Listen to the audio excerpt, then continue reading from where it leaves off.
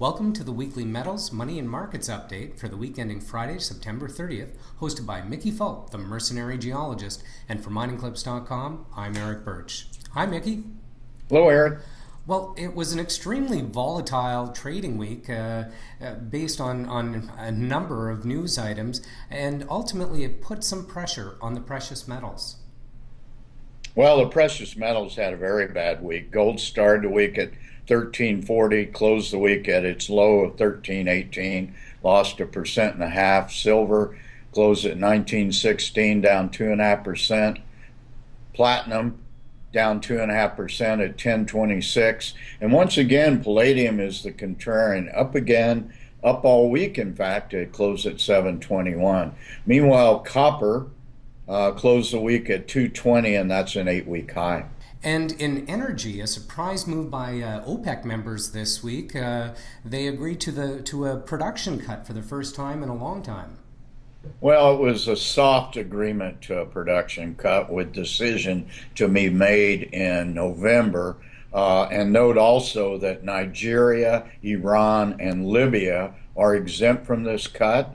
And if you look at it closely, it amounted to something from 240,000 to 740,000 barrels per day. So let's put that into context. The world uses 96 million barrels a day. So what they're proposing is something, if you take the median value, less than 0.5% of production cut.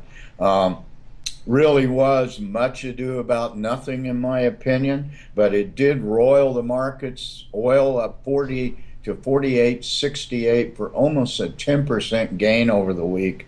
But you should also note that I filled my Ford Bronco up with gas yesterday at a cost of $1.87 per gallon. And so that tells you how gasoline inventories are going in the U.S. Meanwhile, uranium, it just keeps going lower and lower, keeps setting 11-year lows. It closed the week at $23, down a whopping 5% over the week. And if we look over the last 3 weeks, it is now down well over 11%. An amazing decline. And moving into currencies, basically it was a non-starter this week. Well, currencies were boring, to put it mildly. DXY closed at 95.50 for no change. Euro no change at $1.12. The loonie was just a little above 76 cents. That was basically not, again, much ado about nothing. And I think the same can be said for markets. Although they were volatile, we had huge swings up and down, but essentially ended flat. Well, they did. I'm not sure I will buy into a view that they were very volatile. The S&P 500 VIX is spent the entire week plus or minus 13, and that's on the low range of anything we've seen over the last 5 years. Meanwhile, the Dow closed at 18,308, up 0.3%. S&P 500 2168, up 0.2%. The Nasdaq still continues to hover in near record territory at 53.12, up 0.1%. Meanwhile, Toronto Venture Exchange continues to track an increasingly range-bound gold. Gold's been range-bound. We've talked about this before for nearly 3 months now, and the Toronto Venture Exchange is basically tracking gold.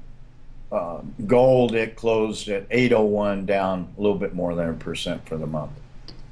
Well, I thank you for your analysis again this week, Mickey, and let's hope we see something different in the gold market for next.